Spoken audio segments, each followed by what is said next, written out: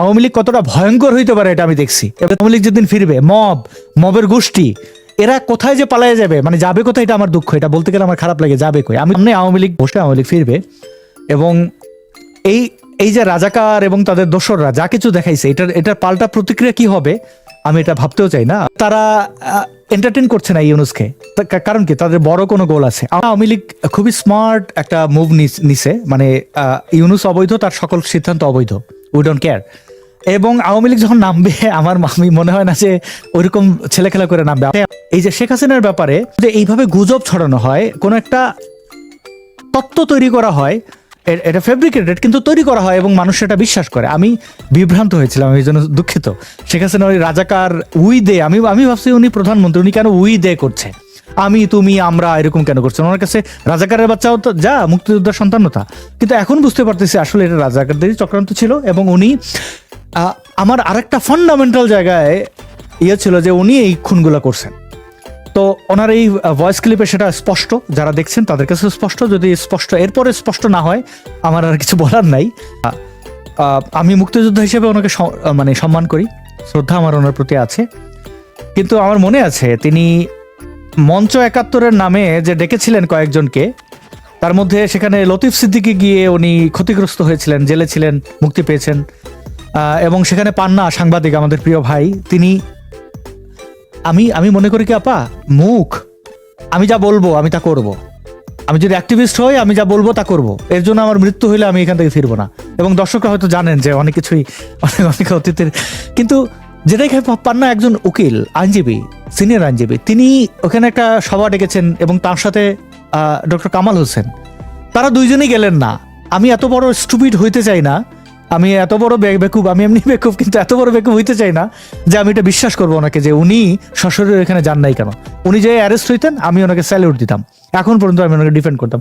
আমি ওনাকে বিশ্বাস করি, এটা আমার ব্যক্তিগত অপিনিয়ন।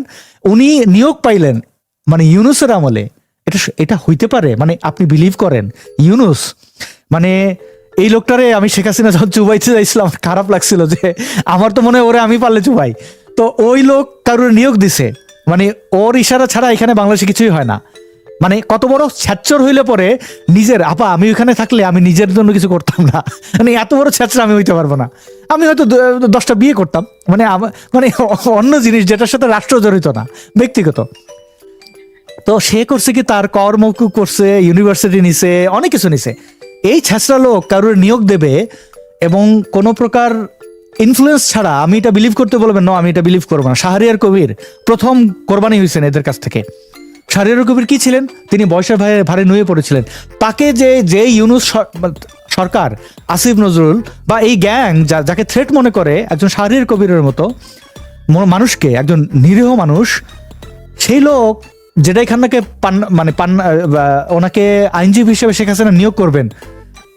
আমি তো জানি শেখ হাসিনা অনেক ভদ্রলোক, মানে তিনি মধ্যাঙ্গুলি বা কোনো আঙ্গুলি দেখাবেন না যে এখানে পান্নাকে, কিন্তু আমি তাকে ট্রাস্ট করি না। এবং তৃতীয়ত একটা বিষয় না উল্লেখ করলেই নয় যে দেখেন আমাদের এই সমাজের বাস্তবতা কি হয়, যে একটা সরকার ক্ষমতায় থাকলে আমরা চাই কি, যে আমি একটা ভোট দিলাম রহিমউদ্দিনকে, রহিমউদ্দিন এমপি হইলে রহিমউদ্দিন আমার ঘর পর্যন্ত পিচ ঢালাই করে রাস্তা বানিয়ে দেবে, নইলে রহিমউদ্দিন খারাপ। আমরা বাংলাদেশিরা যত বেশি মানুষকে আপন করি, আবার তত বেশি ইয়েও করি, মানে নিজের পয়সা খরচা করে হলেও অন্যের ক্ষতি করি। তো শেখ হাসিনার ব্যাপারে যেহেতু তিনি দীর্ঘদিন ক্ষমতায় ছিলেন, আমাদের সবারই নাবিশ্বাস উঠেছিল। এবং আরেকটা জিনিস না উল্লেখ করলেই নয়, এই যে all the prime minister's men, আল জাজিরার সেই রিপোর্ট, আমি সামহাও এটার সাথে কানেক্টেড না থাকলেও আমি এটা বিহাইন্ড দ্য সিন আমি দেখছি, মানে কেমনে কি হইতেছে। এবং প্রতিদিদর্শা একজন সাংবাদিক আছেন, নাম না বলি, এবং তার একটা ঘেটুক, ওই শব্দ ব্যবহার না করি, আরেকটা লোক ছিল যে অনেক খ্যাতি পাইছে, হুইসেল ব্লোয়ার, এখন সে নিজেকে সাংবাদিক বলে।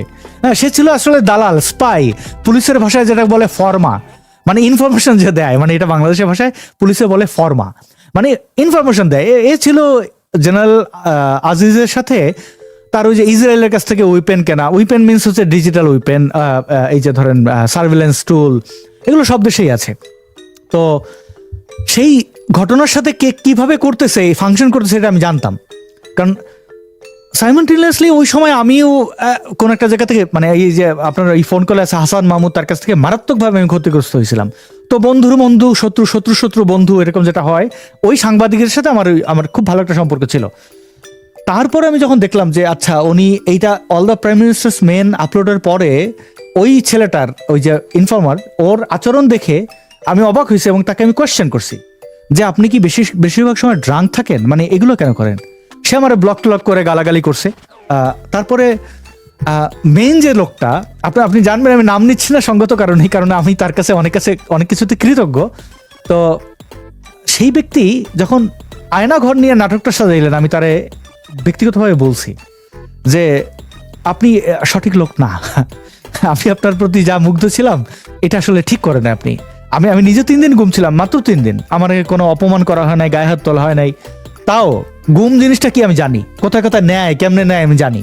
আয়নাঘর যেটা দেখাইছেন এটা ফেব্রিকেটেড, আপনি অর্কেস্ট্রেটেড, এইটা কেন করছেন? এবং ওই যে কি যেন কি ব্যারিস্টার কি একটা নাম, ওই যে একজন ব্রিটিশ বা আমেরিকান নারীকে জড়াই ধরলো, আয়মান না আরমান সামথিং, এবং ওই যে গামছা বাবার কথা তো আপনি জানেন, রাজাকারের বাচ্চা। তো তাদের এগুলো থেকে আমি স্পষ্ট হই না, আমি জানি যে ওই লোকটা কেমনে কাজ করে। আমি all the prime minister's main ওই যে আল জাজিরা রিপোর্টার সাথে আমি যুক্ত, মানে অফিসিয়ালি যুক্ত না, কিন্তু আমি জানি এটা কেমনে হাঁটতেছে। তো আমি তার হাঁটার জানি। আমার খুব মানে নিজের মধ্যে অপমান বোধ হয়েছে যে আমি এই গুম নিয়ে শেখ হাসিনার কত দায় করছি। হ্যাঁ, হয়তো ওনার সময় কি হয়েছে আমি জানি না, কিন্তু এই জায়গাগুলো আমার ক্লিয়ার করা হচ্ছে। আমি মানুষ হিসেবে ক্ষমা চাই, যেটা আমার ভুল হয়েছে। এবার শেখ হাসিনার যে ভূমিকা, আমরা গত প্রায় দেড় বছরে এটা স্পষ্ট হয়েছি শেখ হাসিনা কেন আমাদের জন্য ইম্পর্টেন্ট ছিলেন।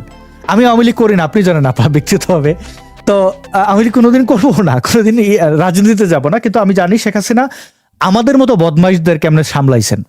আমাদের মতো মানে কি, বাংলাদেশের নাগরিক আমরা বেশিরভাগ হচ্ছে বদমাইশ, অসভ্য, বর্বর, স্বার্থপর, ছোট লোক। আমি অনেক কথা বলতে পারি। সেফাতুল্লাহর কথা শুনে আমার প্রথমে, আমি যখন জেলে ছিলাম, জেল থেকে বাইরে দেখি যে গালাগালি করতেছে বাঙালি নিয়ে, প্রথমে খারাপ লাগছে। এখন দেখি যে সে প্রত্যেকটা কথা ঠিক বলছে, মানে প্রত্যেকটা কথা উনি, বেশিরভাগ কথাই ঠিক বলছেন উনি। দেখেন, এগুলো বোঝার জন্য তো খুব বেশি দূরে যেতে হবে না। 2013 সালে যে গণজাগরণ, আমাদের গর্ব, আমরা সেই আদালত, এই যে আন্তর্জাতিক অপরাধ ট্রাইব্যুনাল, সেটা ট্রান্সপারেন্ট ছিল। শাহবাগীরা কখনো মব করে নাই, এর অনেক প্রমাণ। এগুলো অনেকবার বলা হয়েছে, তাও বলি যে আমাদের 100 মিটারের মধ্যে গোলাম আজম ছিল, আমরা তারে মারতে যাই নাই। পারলে মানে ওখানে তারে মাইরা কেন, তার আঙ্গুল এক একজন যদি শাহবাগীরা ঘরে কাচের মধ্যে রাইখে দিত, এই রাজাকারের আঙ্গুল, কারো কিছু করার ছিল না। ওইখানে এত উপস্থিতি ছিল, আমরা করি না এটা। আমরা বিচার ব্যবস্থাকে প্রশ্নবিদ্ধ করি নাই। এই আদালতে আজকে যে বিচারের, এই যে আমিরের দেখাইলেন, আমি হাইসা দিচ্ছি এটা দেখার পরে, যে কত বড়। আরে এরা তো আসলে চক্রান্তও করতে পারে না। আওয়ামী লীগ যদি চক্রান্ত করেও তাদের মধ্যে আর্ট আছে, এরা তো চক্রান্তও করতে পারে না। তুই হাসে দিতেছিস, তোর এখানে আনছে, তুই এখানে নাটক করবি, তুই হাসতেছিস কেন? তো এগুলো থেকে মানুষের কাছে স্পষ্ট যে আদালত কি, রায় কি, শেখ হাসিনা কি বলছে, কিভাবে করছে। এবং সর্বশেষ একটা বিষয় আমি বলতে চাই যে দেখেন, আমাদের বাংলাদেশের মানুষের অনেক সমস্যা আছে, কিন্তু তারা কিন্তু বোকা না। এটা প্রাকৃতিক কারণে যে তারা এত ধরনের বাটপার ডিল করছে যে তাদের সামনে নতুন বাটপার আসলে সে সহজেই বুঝতে পারে। এটা ইন্ডিয়ানরা, পাকিস্তানিরা, আমি জানি না পাকিস্তানের ব্যাপারে, অন্য কোনো দেশের বোঝাবো কঠিন। আপনি আমেরিকায় আছেন, বুঝতেই পারেন যে মানুষ কতটা সরল। আমরা এগুলোর মধ্যে জন্মাইছি। তো ইউনুস, হাফ নোবেল, ও আইসা আমাদের যে নাটকগুলো দেখাচ্ছে, এগুলো মানুষ বুঝছে, এবং যে বুঝছে তার প্রমাণ কি? আপনি বলবেন যে মানুষ বুঝছে কেমনে? আমি নিজে সরি ফিল করছি, এটা আমি একজন বাংলাদেশের সাধারণ একজন নাগরিক। এবং দেখেন, আপনি 13 নভেম্বরের লকডাউন কর্মসূচি, মানে কিছু না করে এত সমর্থন, মানে আমার মনে হয় এখানেও প্রমাণিত। আমি বঙ্গবন্ধুর ব্যাপারে শুনতাম তখন, যেহেতু ছাত্রলীগ করতাম, এবং আমার ওই ঘরের মধ্যে ছাত্রলীগের পোস্টার থাকতো। তো আমি প্রাইভেট হস্টেলে থাকতাম, তো অনেকে পছন্দ করতো না, বিএনপি পন্থী বা জামাত। আমি তাদের তর্ক বিতর্কে একটা জিনিস শুনতাম যে বঙ্গবন্ধু বাকশাল, এটা নিয়ে আমার খোঁটা দিত। তো আমি তখন বুঝতাম না, সিনিয়রদের জিজ্ঞেস করতাম, তারা বলতো বাকশাল ভালো ছিল না, তখন এটা লুকাইতাম। তো এখন আমরা বুঝি যে বাকশাল কতটা দরকারি ছিল, বাকশাল কতটা পড়াশোনা পরে মানে বুঝতে পারি যে এটা কতটা দরকার ছিল। সো বঙ্গবন্ধুর ব্যাপারে ফাঁসির রায় হয়েছিল শুনছি, বঙ্গবন্ধু হত্যার পরে মিষ্টি বিতরণ করছে, এটা শুনছি। শেখ হাসিনার রায় হইল ফাঁসির, মিষ্টি বিতরণ কই? যখন বাংলাদেশ বাংলাদেশ শুনলে অনেকেই ঘৃণা করে। তো সেই ভদ্রলোক আমাকে বলছিল, তুমি বাংলাদেশের হাত ধরলেন, মানে হাত ধরে বললেন যে এসো বসো। একটা বকুল গাছের নিচে বসা ছিল, আমার মনে আছে ওই স্মৃতিটা। আম সরি, এটা খুবই ইমোশনাল। আর আচ্ছা, উনি আমাকে বঙ্গবন্ধুর কথা বলছিলেন যে মুজিব ভাই যখন ডাক দিছে আমার মানে এইভাবে, মানে দিছে এইভাবে বলেন নাই, যে আমার আমার মানে আমি দেখছি তার হাতের মধ্যে তার লোম দাঁড়ায় গেছে হাতের। তো তো বলছে আমার গায়ে কাটা দেয় এখনো বঙ্গবন্ধুর, মানে মুজিব ভাই। আমি বললাম ভাই কেন বলছেন, মানে কলকাতার বুঝতে পারছেন যে শব্দগত পার্থক্য থাকে, যে দাদা ভাই, মানে বলছে যে আমরা এরকম নেতা, মানে উনি যখন স্বাধীনতার ঘোষণা দেন, তারপরে শরণার্থীরা আসে, তখন আমি স্টুডেন্ট, আমরা আমাদের স্কুলে অর্থ তুলে তুলে বাড়ি বাড়ি গেছি, আমি ভিক্ষা করছি, ভিক্ষা করে আমি শরণার্থীর জন্য খাবার নিয়ে আসছি, এবং আমি সে প্রাউড ফিল করছি আমি যদি বাংলাদেশে যাইতে পারতাম আমি মুক্তিযুদ্ধ করতাম। আমি ক্যাম্পে গেছিলাম একটা জায়গায়, যে বাংলাদেশের আসছে এখানে ট্রেনিং নিতে, তো সেখানে যে সে নাকি অ্যাপ্রোচ করছিল যে আমারে মুক্তিযোদ্ধা হিসেবে পাঠাও, তো ভারতীয় নাগরিক তারে পাঠায় নাই, তারে ইয়ে করে দিছে। তো তার এটা তো সত্য। দেখেন, আমাদের একজন শেখ মুজিব, যার কথা শুনে 2019 সালে আমি জেলের মধ্যে একটা লোককে দেখছি যার হাতে মানে এটা মানে ফেক কিছু না, মানে তার মধ্যে ওই মুজিব ছিলেন, ওইটা আমাদের বাংলাদেশে মুজিব ছিলেন, মুজিব একজন ছিলেন, শেখ মুজিব, মুজিব ভাই, বঙ্গবন্ধু। বঙ্গবন্ধু অনেক দূরের শব্দ, মুজিব ভাই। তো সেই লোকটা কতটা মানুষকে কাঁদাতে পারেন সেটা আমি অনুভব করি। আমি নবীন, 1991 সালে আমার জন্ম, তো সেই হিসাবে এখনো আমার মানে উনি যে একজন হিরো। তো মিষ্টি বিতরণ তো দূরের কথা, শেখ হাসিনাকে আমি ফ্যাসিস্ট বলেছি কয়েকবার।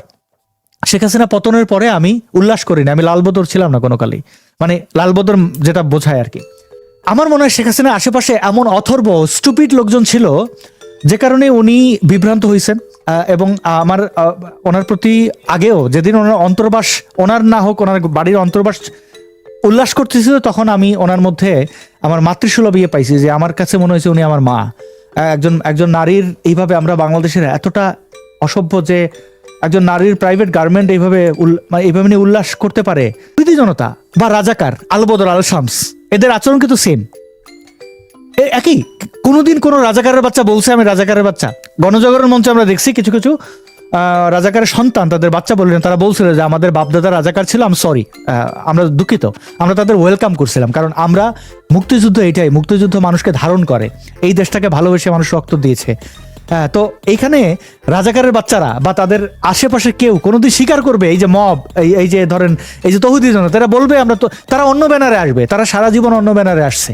এই যে মধ্যে মানে কেউ আসমান কাঁপা, এখন তো দেখেন এই যে সো কল্ড রাকসু ইলেকশন, এই কত ইলেকশন হইলো, তাদের মধ্যে আমরা দেখছি যে তারা অনেক অনেক ব্যানারে থাকে, তাদের মধ্যে কারোর ক্লিভেজ দেখা যায়, কারোর মধ্যে মানে এরকম, মানে আপনি বুঝতে পারবেন না তারা দেখলে জামাত ইসলাম মনে হয়।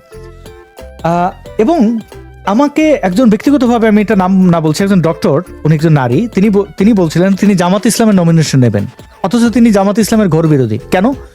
জামাত রিক্রুট করছে, তারা দেখাতে চায় যে যারা ইন্ডিপেন্ডেন্ট ওয়েমেন, মানে হচ্ছে যে যারা শাহবাগী না, হ্যাঁ, যাদের গোসল করতে বলা হয় না, মানে অর্থাৎ ইন্ডিপেন্ডেন্ট কিরকম, যে ওকে সবকিছু তো ঠিক আছে, হিজাবও পরে না, আবার মানে সেই নারীদেরকে জামাত টার্গেট করতেছে, এবং তারা পুরো আদর্শের বিরুদ্ধে হইলে তাদের নমিনেশন দেবে। কারণ কি?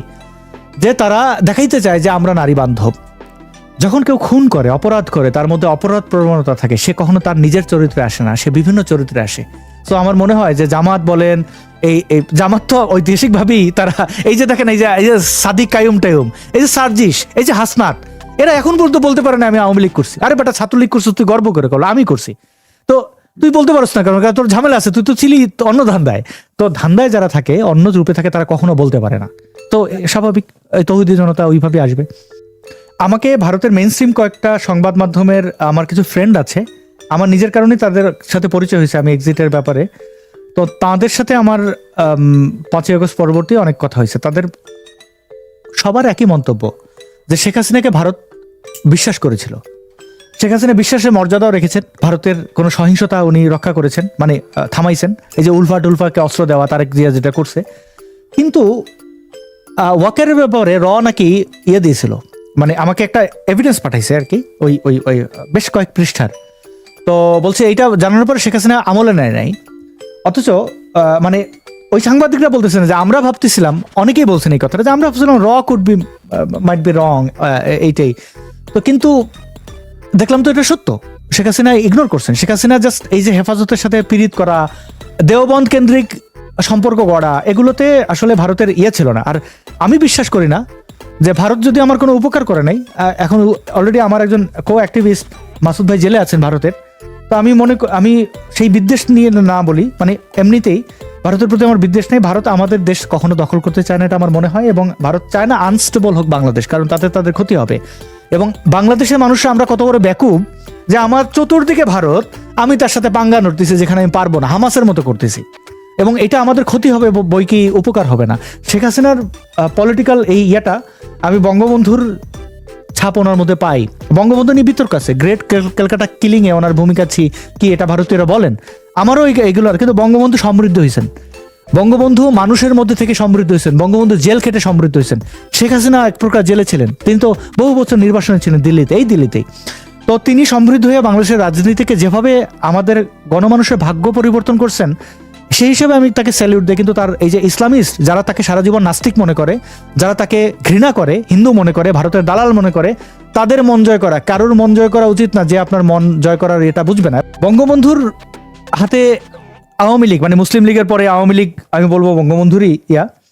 এবং দেখেন আওয়ামী লীগের নেতাকর্মীরা আর যাই করুক, বিএনপি জ্বালাও পোড়ার রাজনীতি করছে, বাসে আগুন দিছে, আওয়ামী লীগ দেশের সম্পদ, আওয়ামী লীগের নেতাকর্মী যে একটা পাগল অসভ্য, ও কিন্তু দেশের সম্পদ নষ্ট করে না।